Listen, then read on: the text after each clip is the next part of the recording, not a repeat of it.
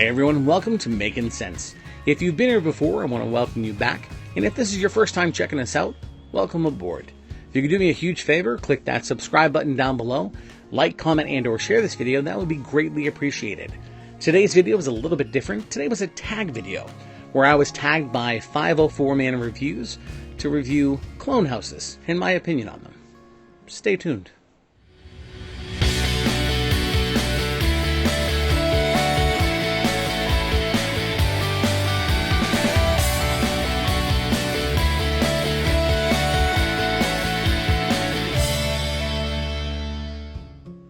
Today's video is regarding clone houses and how I feel about them, or their importance, or what my take is on clone houses in general. Again, I was tagged by 504-man reviews, so let's do this. Now, clone is a very different word to be used. It all depends on how you want to look at it. A lot of fragrances are cloned either from major houses or from small startup companies trying to make their interpretations of a fragrance. Now, let's be honest, we've all put to our nose those fragrances that smell nothing like the original. Now, a lot of times it'll say our version of, or our take of, or similar to, something like that. And in many cases, unless you're buying it through one of the fragrance groups, where you've learned about companies like Alexandria, you have Scentual Obsessions, Genre Parfums, Dua Fragrances, or another one like them that actually focuses on getting as close as possible to the original. Those other ones you can buy at the dollar store or things like that usually smell nothing even close to the original fragrance. A clone house is one that's actually working with really nice oils in most cases, trying to get as close as possible to the original, or at least their version of the original that in most times would be interpreted as a like fragrance that actually smells similar to the original. Now for me, I'm going to use a few examples here. We got this guy, MFK, or Maison Francis Kirchen, Baccarat Rouge 540 Extrait. This is extremely popular fragrance, super all over the fragrance groups. Everyone talks about it. It's, people like it, people love it, people hate it. It's like any other fragrance. They're all subject to our own opinion. For me, now I've had 3 different versions or clones of it. This one here, MM Extrait by Genre Parfums. I love this fragrance right here. It's very similar to it. This bottle is a 30 ml, costs about $25. Personally, I always have this in my collection. I will bring this around with me. I'll randomly spray it. Actually, you know what? See the sprayer? Whew, looks good. The bottle's beautiful. Everything's nice. I'm not going to do a full review on this stuff because that's not the case tonight. But to me, this one here smells very, very close to the actual Baccarat Rouge 540 Extrait, and or the Parfum, whichever way you want to look at it. They're very similar in their own ways. I think the biggest difference is like an almond note when it comes to this other one for the Extrait, and the strength of the actual fragrance. I have this one here from Dua Fragrances. This is Casino Royale. I believe this is more so the EDP version of Baccarat Rouge. And I also have had Interplay Extrait from Alexandria Fragrances. All of them smell good. They all do their own thing, and they all have their own place in the market. The biggest question today is, do clone houses hurt or help the fragrance community? Now, for someone like me, before I ever got into reviewing or doing the YouTube channel, I would buy these and test them myself. And honestly, as a person that just loves fragrances and loves perfumes or colognes, it was kind of fun. I would spray my left arm here, my other arm here, the back of a shirt here, or even separate the stuff all together, write down on a piece of paper to see how they would basically react, how long they would work for, and then I would do random tests with people at work and see what the results were. See if I needed to spend the extra money or not. And for me, it was fun. It was exciting for me. And a lot of times we have a lot of people that will chat with us via the Facebook groups and community that will send messages and say, hey, by any chance, have you ever tried this house? Like right now, Genre Parfums just reopened ordering. You can go on their site, check them out. They have a bunch of different fragrances, high-end niche clones, things like that. Devin, awesome guy, super friendly, super cordial. Even when there's people like trolls or something online, he always responds very professional, very friendly, and extremely positive. So Devin, nice job, man. Keep that up. You have companies like Scentual Obsessions. I have this one right here. I haven't tried more from them yet. Kevin is an awesome guy, super person in the community, very active on Facebook groups, things like that.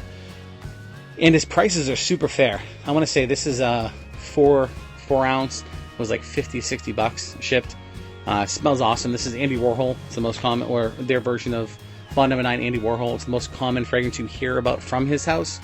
But again, that's only because once something gets exciting or really popular, people will jump on the train and or bandwagon and start grabbing their fragrances. For me, I'd never smelled this other than I think it's Iconic or something like that from Dua, and I thought that was a nice fragrance. But this price, for the amount of juice you get out of it, blew it away.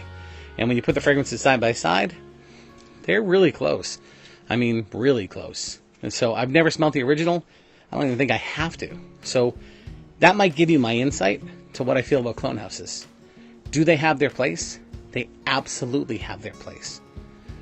Do they also fill a void when people don't have the money to spend on buying fragrances, the higher end or the top of the line stuff? Because not for nothing, this is a very expensive hobby. Okay, now for some people it's a passion project. For me personally, it's stress relief. It's relaxing. Some of the scents just throw me for when I get them to my nose, they just bring me to somewhere else. I don't know where. Every fragrance is different.